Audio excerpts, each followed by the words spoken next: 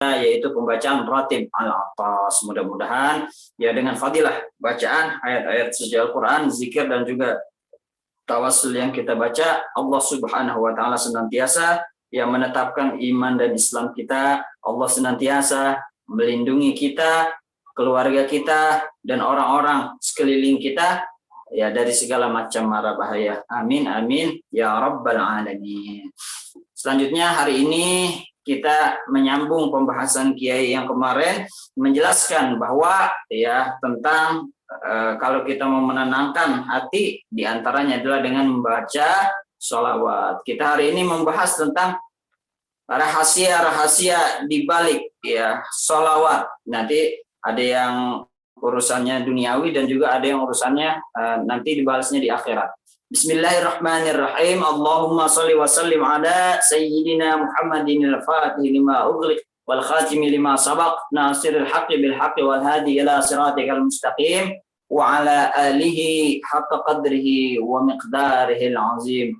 Subhanaka la ilma lana illa ma 'allamtana innaka antal alimul hakim. Rabbi shrah li sadri wa yassir li amri wahlul 'uqdatam min lisani yafqahu qawli bi rahmatika ya arhamar rahimin.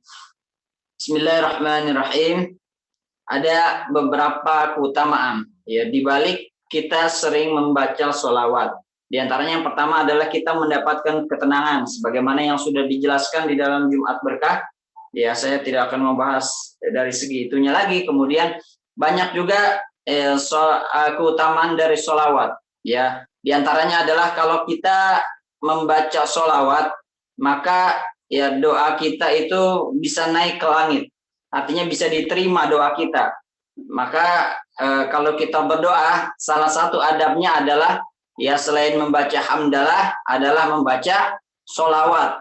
Maka tidak heran ya kalau kita baca doa Bismillahirrahmanirrahim Alhamdulillahirabbil alamin Allahumma sholli wa sallim ala sayyidina Muhammad, baru kemudian doa. Biasanya basmalah, hamdalah dan sholawat. Nanti ketika mau ditutup begitu lagi wa sallallahu ala sayyidina Muhammadin wa ala walhamdulillah ya rabbil alamin. Itulah kenapa kalau kita berdoa urutannya selalu ada sholawat di awal dan di akhir juga ada bacaan sholawat. Begitu juga kalau kita dizikir, tadi kita baca ratib al-atas, ada Allahumma sholli wa sallim ala sayyidina Muhammad 11 kali. Bahkan bukan cuma di ratib, semua zikiran yang ada urutan-urutannya pasti ada salah satunya membaca sholawat Nabi. Sebab apa? Kalau nggak ada membaca sholawat Nabi itu bisa jadi tidak diterima. Ya, bisa jadi tidak diterima. Kemudian kita di dalam sholat juga ada kita membaca sholawat kepada Nabi. Dan itu menjadi salah satu rukun yang membaca sholawat kepada Nabi. Sebab kalau tidak ada sholawat, ya lupa kita baca sholawat, sholatnya kita tidak diterima. Dikatakan di dalam ini kitab Durratun Nasihin, ada sebuah hadis an Anas bin Malik dari Sayyidina Anas bin Malik anin Nabi sallallahu alaihi wasallam annahu qala, bahwasanya Rasulullah sallallahu alaihi wasallam bersabda, ma min du'ain illa bainahu wa bainas sama'i hijabun hatta yusalli 'alan nabi sallallahu alaihi wasallam. Ya, tidaklah ya doa itu ya melainkan di antara langit dan bumi itu bainahu wa bainas sama'i, antara doa dan langit itu ada hijab, ada penutup. Ya, ada penghalang hatta yusolli, kemudian sampai kita bersolawat kepada Nabi, maka hijabnya itu ya penghalangnya itu terbuka dan sampailah doa kita kepada Allah Subhanahu wa taala. Fa idza shalla alaihi yakhruqu dzalikal hijab wa yadkhulu du'a. Maka ketika kita bersolawat, penghalang itu terbuka dan sampailah langit kita, doa kita kepada langit. Wa illam yusalli raja'a da'wahu. Ya, apabila kita tidak membaca sholawat ketika doa, maka doanya itu dikembalikan. Artinya tidak sampai kepada Allah Subhanahu wa ta'ala. Itulah yang pertama, keutamaan kita membaca sholawat. Ya, diantaranya juga ya kalau kita membaca sholawat itu Rasulullah mendengarnya, ya, disampaikan langsung kepada Rasulullah dari Sayyidina Hamzah, Abu Hurairah, wa Ammar bin Yasir, bahwasanya dari Nabi Shallallahu Alaihi Wasallam, annahu qala inna Allah Taala khalaqa malakan ata'u sam'al khalaiq kullaha wa huwa qa'imun ala qabri ila yaumil qiyamati fama min ahadin min ummati yusalli alayya salatan illa samahu bismihi wasmi abihi. Kata Rasulullah, ya Allah Subhanahu wa taala menciptakan seorang malaikat. Ya, satu orang malaikat yang mana malaikat itu atahu samal khalaiq, yang mana dikaruniai, dianugerahi malaikat itu bisa mendengar semua orang, ya, yang mana bersalawat kepada Nabi Shallallahu Alaihi Wasallam. Malaikat itu ada di samping kubur Nabi ila yaumil qiyamah, sampai nanti yaumil qiyamah. Fama min ahadin min ummati yusalli alayya salatan. Maka setiap orang dari umatnya Nabi yang bersolawat kepada Nabi satu kali, illa samahu bismihi wasmi abihi. Ya, malaikat itu dengar. Ya, maka disampaikan kepada Rasulullah, ya Rasulullah, si fulan bin fulan telah bersolawat kepada kamu. Ya, wa ya Muhammad inna fulan bin fulan shalla alaika, disampaikan kepada Nabi.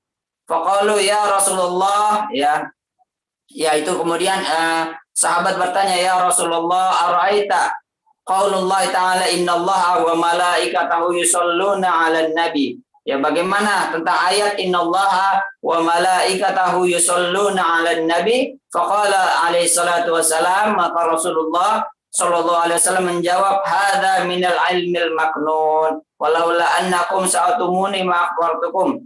Ya, innallaha ta'ala wa kullu bi wakala bi malaka ini fala adzkur indal muslim fa yusalli alayya illa qala dan dzalikal malakan ghafarallahu taala ya laka wa taqulul malaikah jawaban lahum amin wala adzkuru indal muslim fa yusalli alayhi illa qala dzalikal malaikah la yaghfirullahu laka. Ya, itu diantaranya adalah kalau kita bersolawat kepada Nabi Shallallahu Alaihi Wasallam, ya, maka malaikat memintakan ampun juga kepada orang yang bersolawat tersebut, ya. Maka Allah pun mengampuni orang yang bersolawat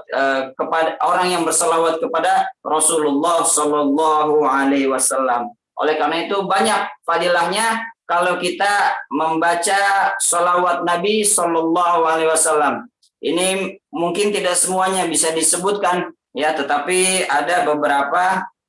Ya, yang pertama itu, yang kedua adalah sholawat kita bisa tersampainya doa kita dan juga ibadah kita, ya, dan juga yang kalau kita sering bersholawat dikatakan kelak Rasulullah akan kenal kepada umatnya, kenal sama kita, padahal kita belum pernah ketemu, Rasulullah belum pernah tahu kita berada di zaman yang jauh setelahnya, tetapi Rasulullah bisa kenal kita.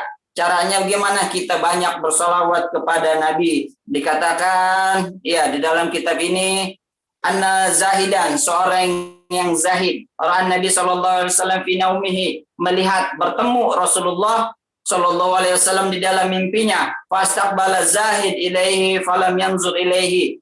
Kemudian orang yang zuhud ini, orang ahli ibadah ini mendekati kepada Nabi, tetapi Nabi tidak menoleh kepadanya. Faqala zahid, maka orang ahli ibadah tersebut berkata, ya Rasulullah, anta alayya ghadban, apakah engkau marah, apakah engkau murka kepadaku ya Rasulullah? Faqala sallallahu alaihi wasallam, la, kata Rasulullah, tidak, saya tidak murka. Faqala amma ta'rifuni wa ana fulan az-zahid. Ya, tidakkah engkau mengenal aku wahai Rasulullah? Aku adalah si fulan yang dulunya ahli ibadah.